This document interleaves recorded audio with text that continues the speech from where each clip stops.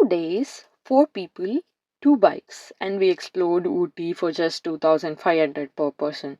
But trust me, this trip was way more chaotic than we expected. Hey guys, welcome back to Raksha in Real Life. So, this was our 2 day budget trip to Ooty from Mysore on bikes, and honestly, this trip gave us everything: forest roads, tea estates, crazy crowds, unexpected rain, and so many unforgettable memories. And the best part, we completed the entire trip for just 10,200 total for 4 people. So, if you are planning an affordable Ooty trip, this vlog might help you a lot. We started our journey around 7:30 in the morning from Mysuru. I was on one bike with my brother while my sister and her friend came on another bike. Honestly, the Mysore to Ooty route itself is one of the best parts of the trip. The road passes through Bandipur and Mudumalai forest, and the views throughout the route were absolutely beautiful. We spotted deers, peacocks, and luckily even two elephants near the road. Since we were traveling by bike, we took few breaks in between and finally reached Ooty around 11:30. The moment we entered Ooty, the weather completely changed. Even though it was peak summer, there was no harsh heat at all, just cool breeze, greenery, and peaceful vibes everywhere. Our first stop was a tea estate. Honestly, this was what I love about Ooty. Even random roadside places look cinematic. We spent some time there taking pictures and just enjoying the weather. After that, we visited a rock viewpoint. The entry fee was around 20 rupees, and the view from there was honestly worth it. We had tea, ice cream, clicked some pictures, and continued our ride. Next, we visited Pine Forest area. You honestly don't need to specially visit pine forests because Ooty itself is filled with these trees everywhere. But if you want those movie like aesthetic shots, this place is perfect. Then we plan to visit Pyakara waterfall and boathouse. Hope I'm pronouncing it right. But the crowd there was insane. The roads were completely packed with cars and bikes, so we decided to skip it and visit it the next day. Finding food in Ooty isn't difficult, but if you specifically prefer pure vegetarian restaurants, the options are slightly limited. Some good pure veg restaurants include Adyar Anand Bhavan, Nandavihar, Kailash Parbat. We had lunch at Adyar Anand Bhavan. The food was good, filling. After lunch, we visited Botanical Garden. The fee was around 100 per person. Honestly, this place is so good. We were already tired from the bike ride, but the atmosphere there was so peaceful that we ended up spending lot more time than planned. Later, we visited Ooty Lake, and during weekends, the crowd there was absolutely crazy.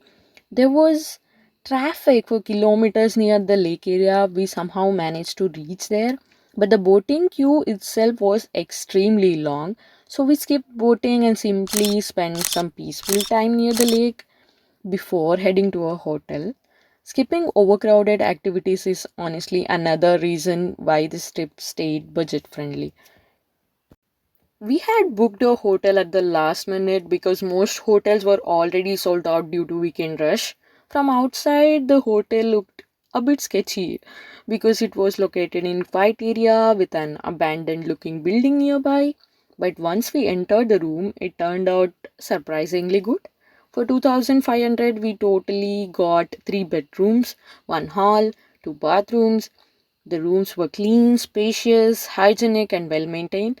Since we were 4 people, the stay became very affordable when split equally. The next morning, we visited Tea Museum and Chocolate Factory. It was honestly one of the most enjoyable spots of the trip. We bought homemade chocolates and different varieties of tea, and there were also activities like zip lining available there. After that, we plan to visit Doddabetta Peak since it's one of the most famous tourist spots in Ooty. But once again, because of the weekend crowd and terrible traffic, we returned halfway itself. Instead, we visited another nearby tea estate, clicked pictures, relaxed for some time, and honestly enjoyed that peaceful experience much more. Sometimes the less crowded place become the best memories of the trip. While returning toward Mysore, we finally visited Pykara Boathouse, and honestly, this place turned out to be one of the highlights of entire trip. The atmosphere there was peaceful, scenic, and much less stressful compared to the previous day. You can enjoy boating, kayaking, and simply relax around the lake. If you are visiting Ooty, Pykara Boathouse is definitely a must-visit spot. After finishing lunch in the noon, we started our journey towards Mysore, and suddenly heavy rain started pouring. It was raining cats and dogs. And guess what? None of us even had raincoats. We waited near a small roadside shop for almost an hour, hoping for the rain would stop, but it didn't. So we had no choice except riding through the rain itself.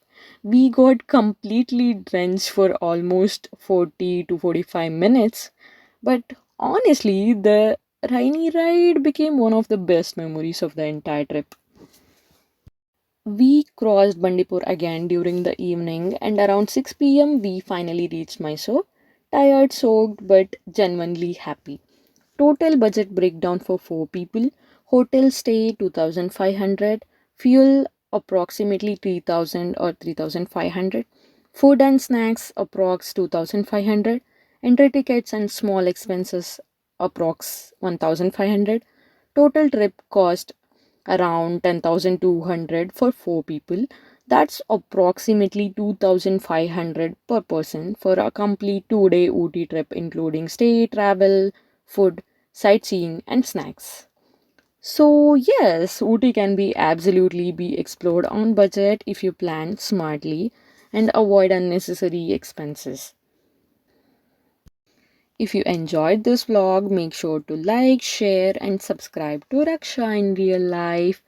And let me know in the comments, would you travel to Ooty during peak season or would you avoid the crowd completely? See you in the next vlog. Bye bye.